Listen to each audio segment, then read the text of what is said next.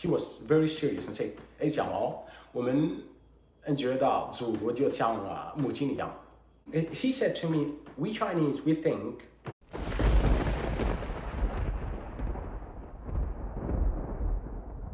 United States Army is still the world's most powerful army, that's for sure. But China will beat the United States in terms of patriotism. If you take China army, the 2 million Chinese soldiers, none of them is a foreigner. If you take the United States Army, some people joined maybe a few years ago. Some of them are not even American citizen. They just hold green cards. And yeah, they want to have a job. They want to get their citizenship like sooner or earlier. That's why they joined the army. Some of them, the funniest things, like some of them were from countries like Iraq and Libya or maybe Afghanistan, those countries that America invaded in the last few years. They joined the army. So there is no sense of patriotism. And that's something that I think the Chinese know and feel. When I was living in the United States, a lot of people go to the United States and try to seek asylum and be American citizen to benefit for sure from the American economy, and then maybe get a passport. The difference is like most of Chinese citizens, the Chinese people who go to the United States and seek asylum and who want to be Americans, though they want to be American, believe it or not, they still love China more than they love being Americans. And that's their nature, because Chinese are Chinese. If you take an American, most of the times like they came from Africa, from Asia, from some part of the world.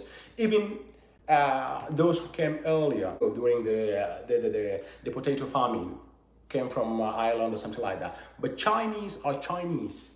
Yeah, Chinese are Chinese for 4,000 or 5,000 years. They think, all of them, and especially Hanzu, the Chinese that we know, most of them is like around 900 millions or 1 billion, which is the majority in China. These people, despite their differences, despite the ideology, even those who left China and seeking to be American, they think that Xi Jinping and their leaders and those who differ with them are still closer to them than Americans. This is the difference between China and Chinese and other people. I have an anecdote that I love to tell people. I lived in Chengdu, in Sichuan province in China, and then moved to Tianjin. Tianjin is a bigger city, not far from Beijing, Peking, which is yeah, a half an hour with the high-speed train. So when I went there, the very second day, I met a young lecturer in Tianjin Daxue, Tianjin University. When we met for the first time and talking, I said to him, hey, I noticed something. Is whenever I read something in China, whether it's children books and yeah, other books and news, is whenever you guys talk about China, you never refer to China as like it in English or French or other languages. Sometimes we call our countries like she or her for the country, but most of the times like it. The United States, it did that, and France or Chad or Cameroon, they did that. But it is very hard to find in Chinese textbooks or news calling China it. It is always she. Yeah, she or her.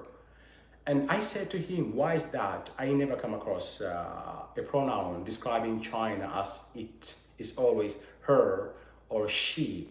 And his reply was wonderful. He was very serious and said, 哎，蒋毛，我们觉得祖国就像母亲一样。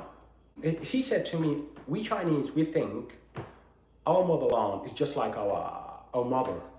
Yeah, our mom. So we cannot call it like a thing or an animal. It should be she, just like a mother. So I find it to be very patriotic.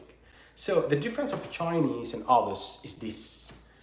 Their army might still be inferior to the US Army, but what we know is their patriotism is another level.